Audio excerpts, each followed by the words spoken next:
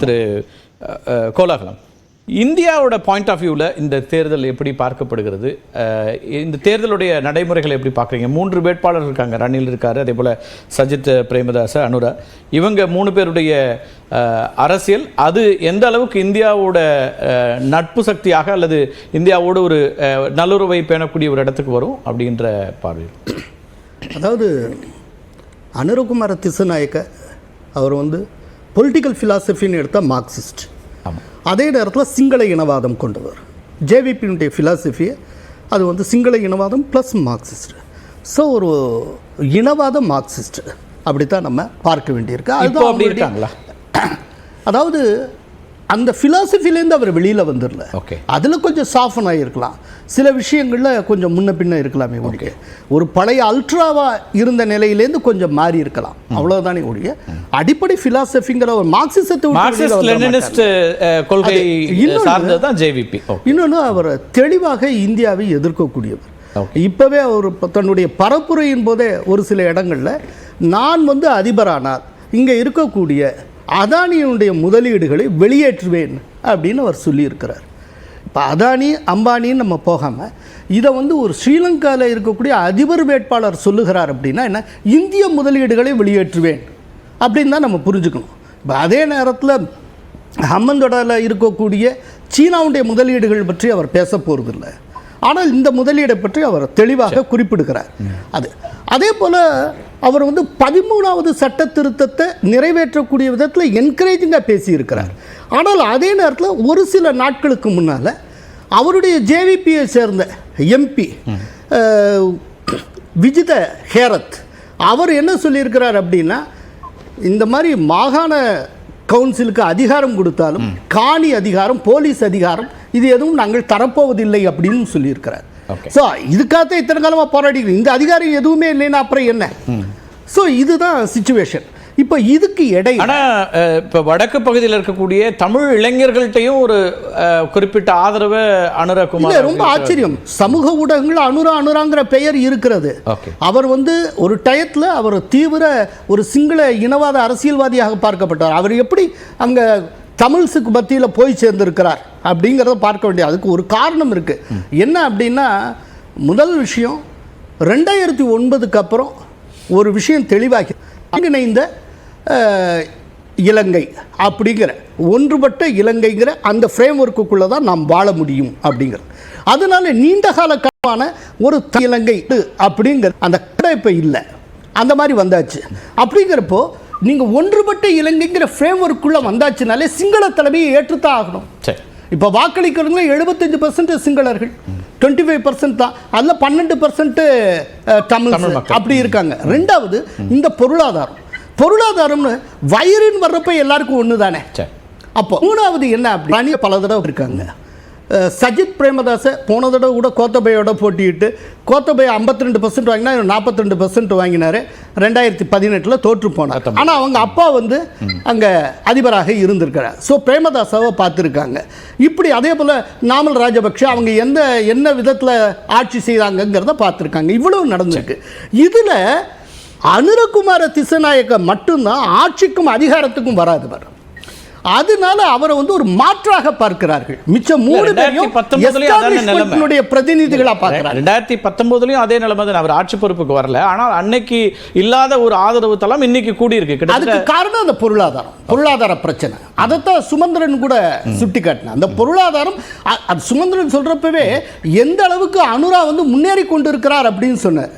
இதெல்லாம் பார்க்கிறப்போ அனுரா முன்னிலை பெறுவதற்கான வாய்ப்புகள் அதிகம் உண்டு. இந்த இடத்துல ஒண்ணு சொல்லி முடிச்சுறேன். சில வாரங்களுக்கு முன்னால் அஜித் தோவல் அங்கே போயிருந்தார்.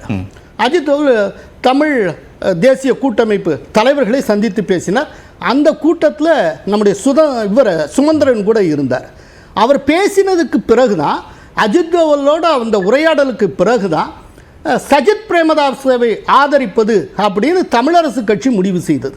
ஆனால் அவருடைய கட்சியை சேர்ந்த அரியநேத்திரன் வெளியில் பொது வேட்பாளராக போட்டிட்டா அவர் மேலே கட்சி ஒழுங்கு நடவடிக்கை எடுத்திருக்கிறது. ஸோ இப்போ என்னன்னா, நீங்கள் இந்தியன் பாயிண்ட் ஆஃப் வியூவில் சஜித் பிரேமதாசை ஜெயிக்க வேண்டும் அப்படிங்கிற ஒரு முடிவுக்கு வர்றாங்க. இதுதான் இந்தியன் பாயிண்ட் ஆஃப் வியூ. எதனால அப்படின்னா, இவர் அனுரா வந்து ஒரு மார்க்சிஸ்ட் சிங்கள இனவாதி. நிச்சயமாக அவர் வந்து சீனாவுக்கு ஆதரவாக இருப்பார். இந்திய இன்வெஸ்ட்மெண்ட்ஸ் எல்லாவற்றையுமே ஆக்கிரமிப்பு என்று சொல்லக்கூடியவர். அதுக்கு எதிராக தொழிற்சங்கங்களை வைத்துக்கொண்டு போராட்டம்லாம் நடத்தியிருக்கிறார் அனுரா. அதே நேரத்தில் சஜித் பிரேமதாசோட தந்தை பிரேமதாச அவர் தான் இந்திய அமைதி காக்கும் படையை அன்செரிமோனிஸா வெளியேற்றினார். அப்படிலாம் இருந்தாலும் கூட இந்தியாவுக்கு ஒரு இக்கட்டு என்னன்னா, நிச்சயமாக ரணில் வந்து இந்த ரேஸ்லேயே இல்லை. ரணில் இல்லவே இல்லை, அவர் போட்டியிலே கிடையாது. இன்னைக்கு போட்டிங்கிறது சஜித்துக்கும் இவருக்கு இடையில. அப்போ ஏதாவது ஒரு தேர்வை மேற்கொண்டாக வேண்டும். அப்போ அனுராவுக்கு இவர் தேவலை அப்படிங்கிற அடிப்படையில் தான் சஜித்தை இப்போ இந்தியா தன்னுடைய ஒரு கேண்டிடேட் போல பார்க்கிறது. பட் அதே நேரத்தில் ஒரு நிமிஷம் முடிச்சு, அதே நேரத்தில் இனிமேல் சிங்களர்களையும் ரீச் அவுட் பண்ணணும் அப்படிங்கிறத இந்தியா மனதில் கொண்டு இருக்கிறது. இந்த ஆண்டு பிப்ரவரி மாதம் அனுராவை டெல்லிக்கு அழைத்து ஜெய்சங்கர் பேசினார். அனுராவும் அவருடைய குழுவினரும் டெல்லிக்கு சென்று 5 நாட்கள் டெல்லியில் இருந்தார்கள். ஜெய்சங்கரோடையும் ஃபாரின் மினிஸ்டரோடையும் அஜித் தோவலோடையும் பேச்சுவார்த்தை நடத்தினார்கள். ஸோ சிங்களர்களை ரீச் அவுட் பண்ணணும் அப்படின்னு இந்தியா முயற்சி செய்கிறது. அதே நேரத்தில் சீனா தமிழர்களை ரீச் அவுட் பண்ணணும்னு முயற்சி செய்கிறது. இல்லை, அவங்க எங்க தமிழர்களை எங்க ரீச் அவுட் பண்றாங்க? இப்போ சீன தூதர் வந்து ஜாஃப்னாக்குல போயிட்டு வந்தார்ல.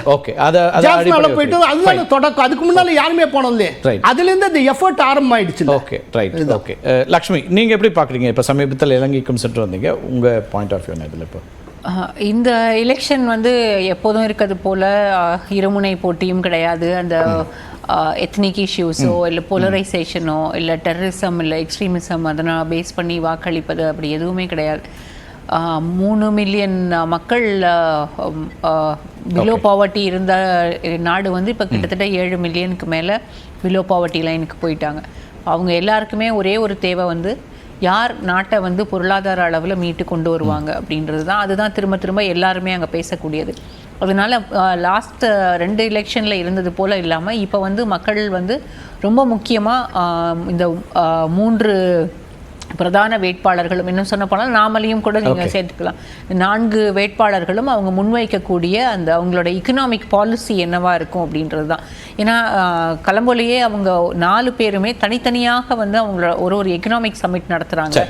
பிஸ்னஸ் பீப்புள் மத்தியிலையும் சமிட்ஸ் நடத்துகிறாங்க. இது முன்னால் போன எலெக்ஷன்ஸ்லாம் கூட இருந்திருக்கும். ஆனால் இந்த முறை வந்து அது ரொம்ப அதிக கவனம் பெற்றிருக்கிறது. அதனால அவங்களோட பாலிசி போலரைசேஷன் இல்ல, அதுக்கு பதிலா பொருளாதாரம் சார்ந்த பரப்புரைகள் இருக்கு. இன்னொன்று வந்து எப்போதும் 2 முனை போட்டியாகவே இருக்கும், பைபோலராக தான் இருக்கும்.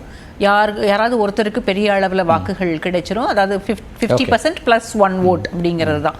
அது வந்து யூஸ்வலாக அந்த டிசைசிவ் மேண்டேட் இருக்கும். ஆனால் இந்த முறை அது வந்து இருக்காது அப்படின்றது தான் எல்லாருடைய நினைப்பு. அப்போ வந்து ஒருவேளை அது நம்பர்ஸ் இல்லை அப்படின்னா செகண்ட் ரவுண்ட் கவுண்டிங் போவாங்க. அதுவும் ஒரு 34%க்கு மேலே இருந்தது, 50%க்கு கீழே அப்படின்ற போது செகண்ட் ரவுண்ட் கவுண்டிங்கும் போவாங்க. இந்த தேர்தலை பொறுத்த வரைக்கும் நான் ஏற்கனவே சொன்னது மாதிரி அவங்களுடைய பாலிசிஸ் என்னங்கிற அடிப்படையில் வாக்குகள் இப்போ ரணில் வந்து 2 ஆண்டுகளில் நீங்கள் பொருளாதார நெருக்கடி இருந்துச்சு, 2022 மக்கள் போராட்டம் வெடிச்சது, அதுக்கு பிறகுதான் அவர் பொறுப்பு இருக்கிறாரு. இயன்றவரை நாங்கள் வந்து இந்த பொருளாதார நெருக்கடிகளை சரி செய்திருக்கேன், பார்த்துருக்கேன்னு சொல்லக்கூடியதை மக்கள் அங்கே ஏற்கலை அப்படிங்கிறீங்களா? ஏன்னா அவர் ரேஸ்லேயே இல்லைன்னு ஒரு பார்வையை திருக்கோளால அவர் வந்து ரணிலை பொறுத்த வரைக்கும் அவர் அந்த பாப்புலாரிட்டியை பேஸ் பண்ணி தான் அவர் வந்து வாக்குகள் கேட்குறாரு மக்கள்கிட்ட.